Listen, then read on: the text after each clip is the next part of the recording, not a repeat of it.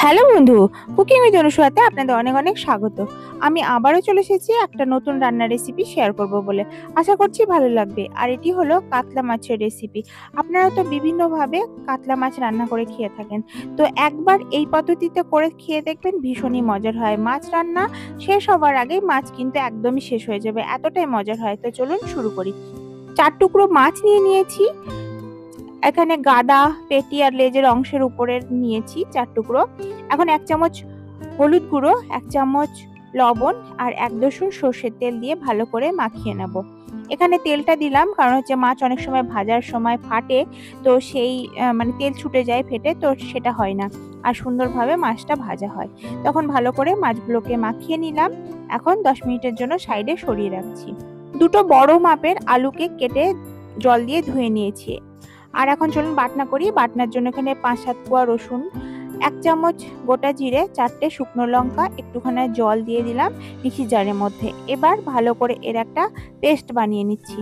শুকনো লঙ্কা দিলে কিন্তু মশলার স্বাদ কিন্তু দ্বিগুণ হয়ে যায় আর টেস্টও খুব ভালো হয় গ্রেভির। তো চলুন শুরু করি রান্নাটা। এর জন্য ওভেন অন করে আমি কড়াই বসিয়ে দিয়েছি। ভালো করে গরম করে নিয়ে এখানে 6 চামচ সর্ষের তেল দিয়ে দিচ্ছি। আর এই গোটা রান্নাটা এই তেলের মধ্যেই করব। তখন চলুন, ভালো মতো গরম হয়ে গেছে মাছগুলো, এখন ভেজে নেওয়া যাক। এর জন্য মাছগুলো একে একে সব গরম তেলের মধ্যে ছেড়ে দিচ্ছি ভাজার জন্য। এখন এক পিঠটা কিছুক্ষণের জন্য ভাজা হোক। আর মাছগুলোকে বেশ লাল লাল করে কিন্তু ভেজে নিতে হবে। এক পিঠটা ভালো মতো ভাজা হয়ে গেছে, এবার উল্টে আর একটা পিঠ ভাজার জন্য উল্টে দেওয়া হচ্ছে। তো সুন্দরভাবে লাল করে কিন্তু মাছগুলোকে ভেজে নিচ্ছি আমি এখন। মাছগুলো দেখুন লাল লাল করে ভাজা হয়ে গেছে। এখন অন্য একটা পাত্রের মধ্যে উঠিয়ে নিচ্ছি। আর সর্ষের তেলে মাছ রান্না করলে তো কি যে অসাধারণ লাগে, আর সেই লাগে একদম। তো লাল লাল করে ভাজা হয়ে গেছে, এখন অন্য একটা পাত্রের মধ্যে তুলে নেওয়া যাক। আর আমি কিন্তু হাই ফ্লেমে রান্নাটা করছি। এখন তেল রয়ে গেল, ওই তেলের মধ্যে আলুর টুকরোগুলোকে দিয়ে দিলাম। 1 চামচ লবণ আর 1 চামচ হলুদ গুঁড়ো এখন দিয়ে দিচ্ছি। ভালো করে এখন সোনালি করে এই আলুগুলোকে নাড়াচাড়া করে ভেজে নিতে হবে। তো আমি এখন ভেজে নিচ্ছি।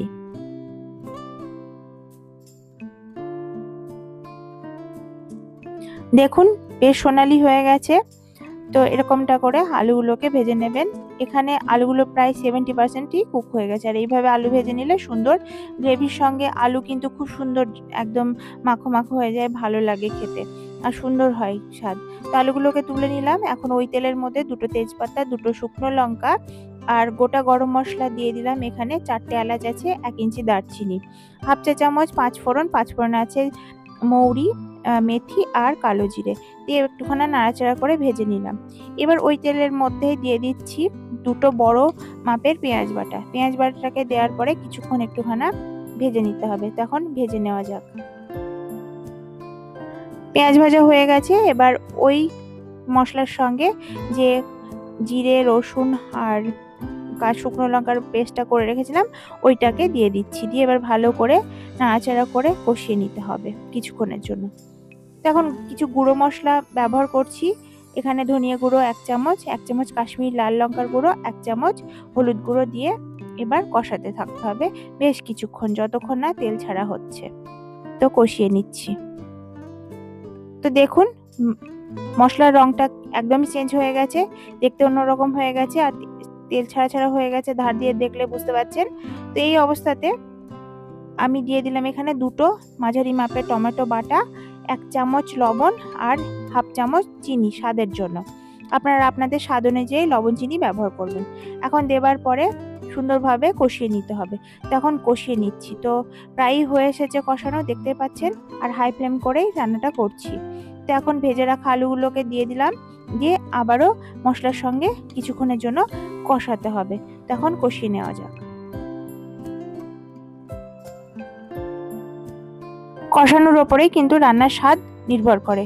তো এখন হয়ে গেছে কষানো, এই অবস্থাতে দিয়ে দিতে হবে একটা টমেটো কুচি আর 4টে কাঁচা লঙ্কা চেরা।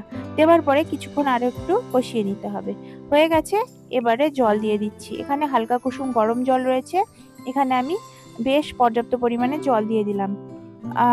মানে লেয়ার বরাবর থেকে একটু বেশি যাতে আলুগুলো এখানে 70% কুক হয়ে গেছিলো, বাকিটা সেদ্ধ হয়। তো ঢাকা দিয়ে ছেড়ে দিলাম 15 মিনিটের জন্য। 15 মিনিট ফিরে এসে দেখুন আমার ঝোল মানে গ্রেভিটা অনেকটাই কমে গেছে আর আলুটাও সুসেদ্ধ হয়ে গেছে। এখন ভেজে রাখা মাছগুলোকে দিয়ে এবার ভালো করে একটুখানি নাড়াচাড়া করে মিশিয়ে দিতে হবে, দিয়ে একটুখানির জন্য ফুটতে দিতে হবে।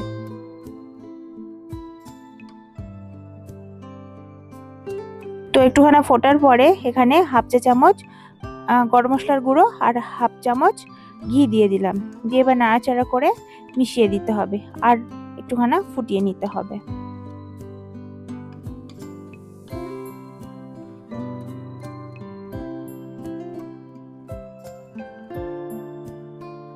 একটুখানি ফুটিয়ে নেবার পরে 1 মিনিটের জন্য ঢাকা দিয়ে দিয়েছিলাম। দেখুন কতটা সুন্দর দেখতে হয়ে গেছে, উপর থেকে তেল ভেসে গেছে। এই অবস্থাতে আমি 1 চামচ কাসুরি মেথি পাতা দিয়ে দিলাম, দিয়ে নেড়ে দিচ্ছি।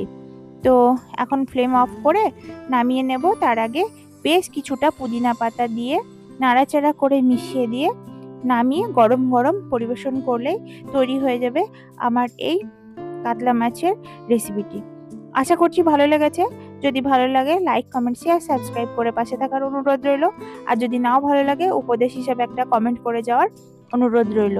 তাহলে বন্ধু, আমি যে পদ্ধতিতে দেখিয়েছি একবার এই পদ্ধতিতে রান্না করে খেয়ে দেখবেন, ভীষণই ভালো লাগছে। নতুন আরেকটা রান্নার রেসিপির সঙ্গে দেখা হচ্ছে। ধন্যবাদ।